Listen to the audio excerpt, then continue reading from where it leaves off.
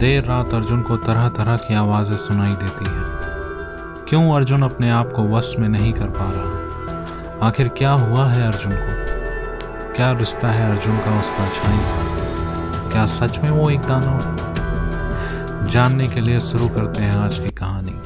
तो दोस्तों, स्वागत है आपका द स्टोरी रिफ में। चलिए शुरू करते हैं आज की कहानी परछाई। तेज़ बारिश और बारिश की बूंदों की आवाज़। लगभग 2 दिन से बारिश जैसे थमने का नाम ही नहीं ले रही थी। रम्या जो गर्भ से है, खिड़की से ये सब बाहर देखकर कुछ सोच ही रही होती है और बारिश की बूंदें कब अंदर को दस्तक देने लगती है, रम्या को जैसे पता ही ना चला हो। अचानक से जब फ़ोन की घंटी बजने लगती है तो उसे यह आभास होता है कि फर्श मानो गीली हो चली है।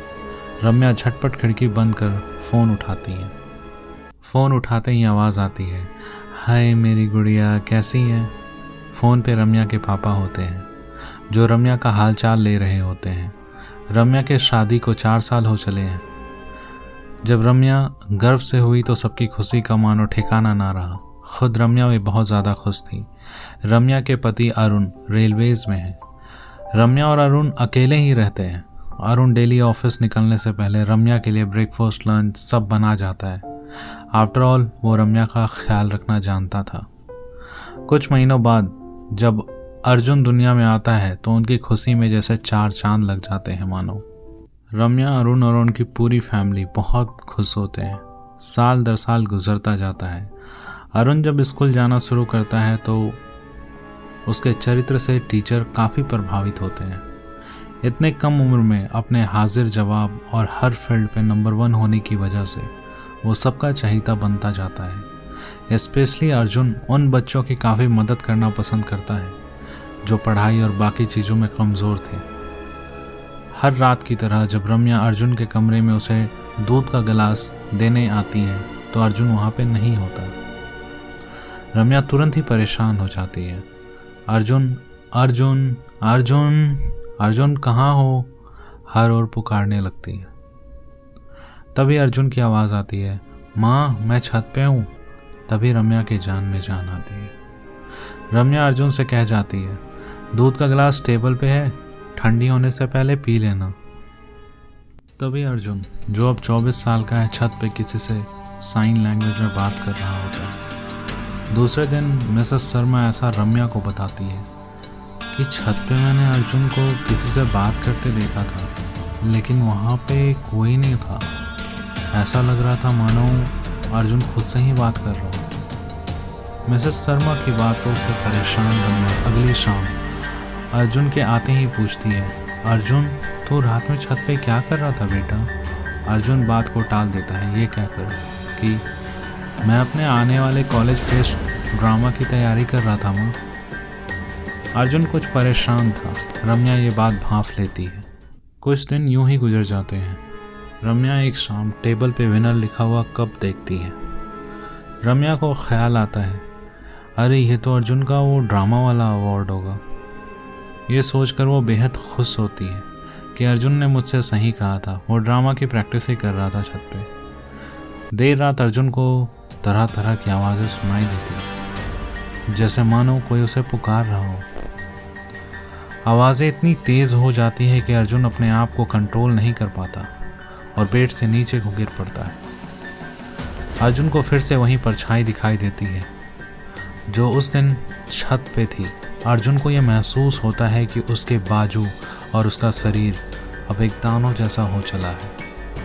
अर्जुन गिरते पड़ते जब आईने के सामने होता है तो मानो उसे कुछ हुआ ही ना हो। वो बिल्कुल नॉर्मल होता है, लेकिन जैसे वो बाथरूम से निकलकर बाहर को आता है उसे फिर से वहीं परछाई दिखाई देती है।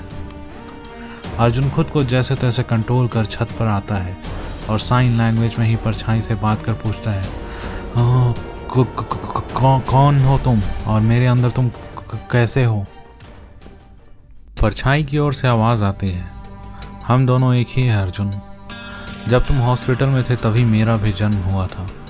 हम दोनों अगल बगल ही थे, लेकिन मेरी बॉडी अब नॉर्मल होने की वजह से डॉक्टर्स ने मुझ पे एक ऐसा एक्सपेरिमेंट करा जिससे मेरी जान चली गई। लेकिन मेरी आत्मा ने तुम्हारे शरीर में जगह दी और हम दोनों साथ पड़े हुए। ये जो परछाई है वो मेरी है और जो शरीर है वो तुम्हारा है। तुम्हें भगवान ने मेरे लिए चुना है। तुम्हारे ब्रेन में इतनी ताकत इसलिए है क्योंकि उसका आधा हिस्सा मेरा है। तुम्हारे अंदर जो ये इतनी ताकत और ऊर्जा है ये मेरी वजह से। अर्जुन को मानो ये सब एक कहानी सा लग रहा था। तभी परछाई की ओर से आवाज़ आती है, मैं यहाँ किसी खास वजह से हूँ। जैसे मेरे साथ बुरा हुआ, मैं नहीं चाहता किसी बेबस के साथ ये सब हो, और इसमें तुम मेरी मदद करोगे अर्जुन। तुम्हें जो अभी आवाज़ आ रही थी यहाँ से 8 किलोमीटर दूर एक बच्ची की थी जिसे कुछ लोग ज़बरदस्ती अपने साथ ले जा रहे हैं। तुम्हें उसे बचाना होगा अर्जुन, तुम्हें उसे बचाना होगा। अर्जुन कहता है, कैसे? मैं कैसे बचा सकता हूँ? मेरे पास कोई फाइटिंग स्किल भी नहीं है। तभी वो दानव जैसी आकृति जो अर्जुन की परछाई है कहता है, तुम उसकी फिक्र मत करो, वो मैं देख लूँगा अर्जुन। अगले पल अर्जुन एक मास्क लगा जोर से दौड़ना शुरू करता है। अर्जुन के कदम इतने बड़े होते हैं कि मानो किसी बड़े जानवर ने अपने कदम धरती पर रख दिया हो। और कुछ पल के बाद वो एक सुनसान सी जगह पे होता है जहाँ चारों ओर बस सन्नाटा ही सन्नाटा होता है। अर्जुन कहता है, मैं अब क्या करूं? यह कहने की देर थी कि दानव की आवाज़ आती है, अब तुम नहीं मैं करूंगा। और एक खौफनाक सी आवाज़ से दानव दहाड़ता है और कहता है, कहाँ हो बुज़दिलो, एक बेबस को परेशान करते हो। ये कहने की देर थी कि एक गाड़ी की तेज़ रोशनी दानव की ओर चली आती है। बगल से एक लकड़ी उठा वो ऐसे झपट पड़ता है कि लकड़ी ड्राइविंग सीट पर बैठे आदमी के सीने के आर पार हो जाती है और बाकी लोग डर के भाग खड़े होते हैं। यकीनन अर्जुन को कोई ऐसे देख डर ही जाता। अर्जुन डैशबोर्ड पर पड़े फ़ोन से पुलिस को रिंग करता है। बच्ची की लोकेशन बता अंधेरे में जैसे विलुप्त हो जाता है। पुलिस वहां पहुंचकर बच्ची को रेस्क्यू करती है और बेचारी इतनी डरी होती है कि उसने जो भी लोगों से कहा किसी ने उस बात पे यकीन नहीं किया। बहुत शांत सा दिखने वाला अर्जुन अपने अंदर जैसे तूफान से लड़ रहा होता है। कुछ दिनों में यह खबर आग के जैसे फैलती है कि हमारे शहर में एक दानव है। अर्जुन यह खबर अखबार में पढ़कर मुस्कुरा रहा होता है। तभी रम्या कहती है, क्या हुआ मेरे बेटे, इतनी बड़ी मुस्कान? अर्जुन कहता है, ये न्यूज़ वाले पागल हैं माँ, कुछ भी छाप देते हैं। 21st सेंचुरी में लोग दानव जैसी बातों पे बिलीव करते हैं। रम्या कहती है, जो भी हो बट उसने उस बच्ची की जान बचाई है। मुझे तो उसके इरादे नेक लगते हैं। अर्जुन ये सुनकर मुस्कुरा देता है। अर्जुन अपने कॉलेज ट्रिप जो हिमाचल जाने वाली थी उसका हेड होता है। बस में अर्जुन सबको गाइडलाइन समझाता है। हिमाचल में बस से उतरते ही एक सुहानी सी शाम उनका इंतज़ार कर रही होती है। सब लोग एक दूसरे के साथ होते हैं और सबकी एक्साइटमेंट टॉप नॉच होती है। रात में बोनफायर जगह जगह पे होते हैं और अर्जुन अपने गिटार के साथ गा रहा होता है, ओ सोनिया तुम्हें देखता हूँ तो सोचता हूँ बस यही, तू दे दे मेरा साथ, थाम ले हाँ चाहे जो भी हो, तो बस देते हैं मेरा साथ। तभी अर्जुन को अचानक से यह महसूस होता है कि जंगल में कुछ गड़बड़ है। वो थैंक यू एवरीवन कहने के बाद धीरे धीरे भीड़ से अलग हो जंगल की ओर भागता है। कॉलेज स्टूडेंट रुचि जो कहीं ना कहीं अर्जुन को लाइक करती है, अर्जुन के पीछे हो लेती है। जब अर्जुन जंगल पहुंचता है तो वहां और कोई नहीं, अर्जुन का दोस्त उमंग लहू लुहान पड़ा होता है।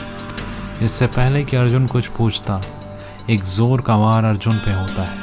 अर्जुन कुछ दूर पे जा गिरता है।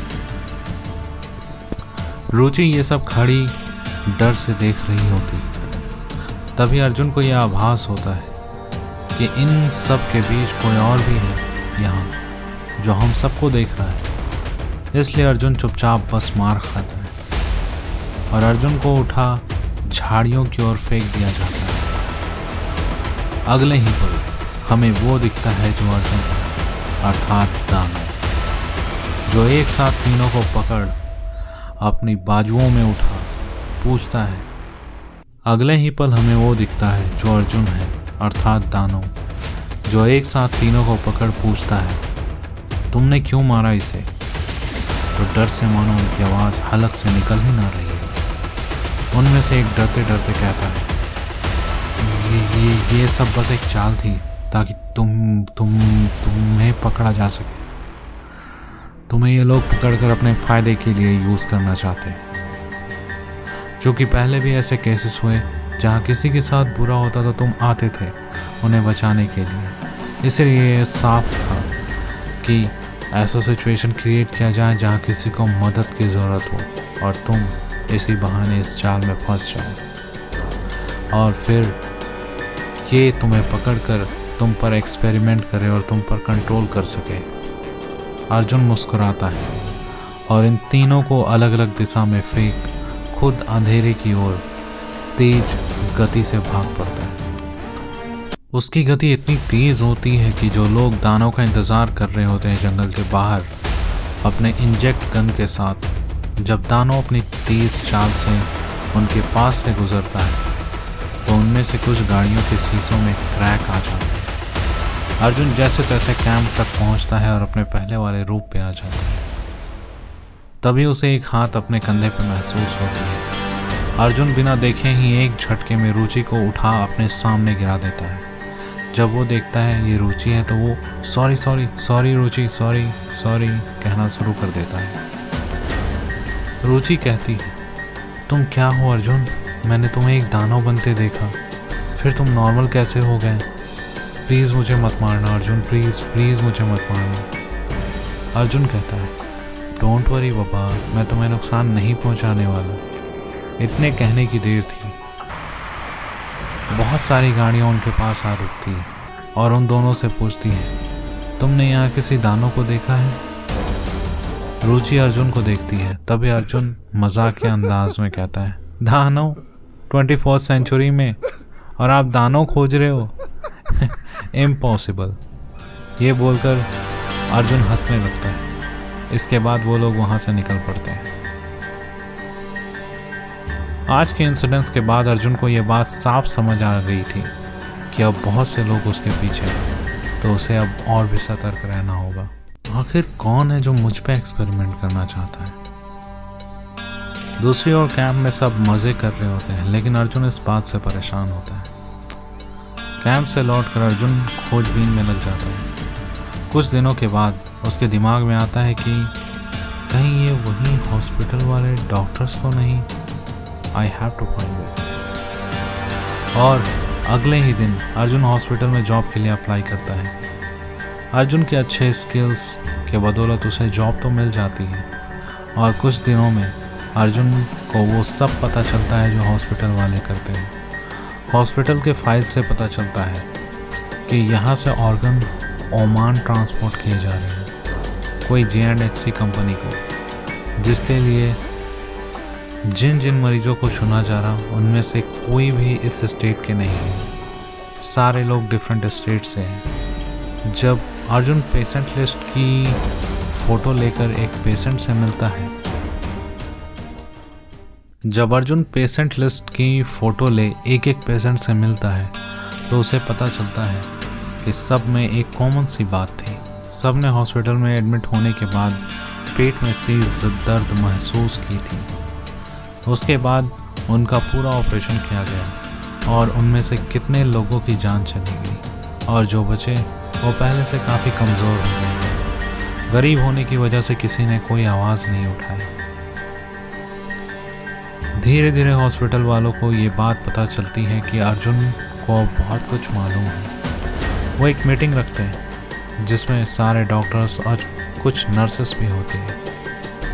अर्जुन से सब एक ही बात कहते हैं, तुम्हें जॉब चाहिए थी, हमने जॉब दी, तुम्हारी सैलरी में इंक्रीमेंट भी करने के लिए तैयार है। लेकिन अगर तुमने मुंह खोला तो तुम्हारी खैर नहीं अर्जुन। अर्जुन उनकी बातें सुन बस हाँ में हाँ मिलाता है और अंततः कहता है, मैं किसी से कुछ नहीं कहूँगा डॉक्टर। लेकिन अपने मन में दानव कह रहा होता है, एक एक को हिसाब देना होगा उन मासूम जानों का जो इन्होंने ली है।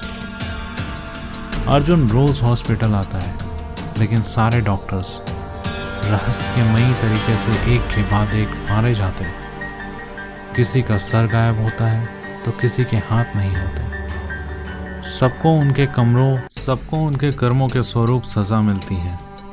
रोज हॉस्पिटल आने की वजह से अर्जुन पे ना किसी को कोई शक होता है, ना ही कोई उंगली उठती है।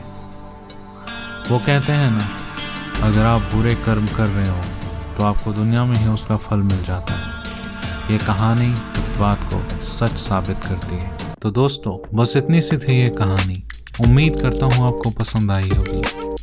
आप सबसे एक छोटी सी गुजारिश है, आप हमारे स्टोरी को ढेर सारा प्यार दें और चैनल को सब्सक्राइब करें और स्टोरी को शेयर करना ना भूलें। Thank you for listening.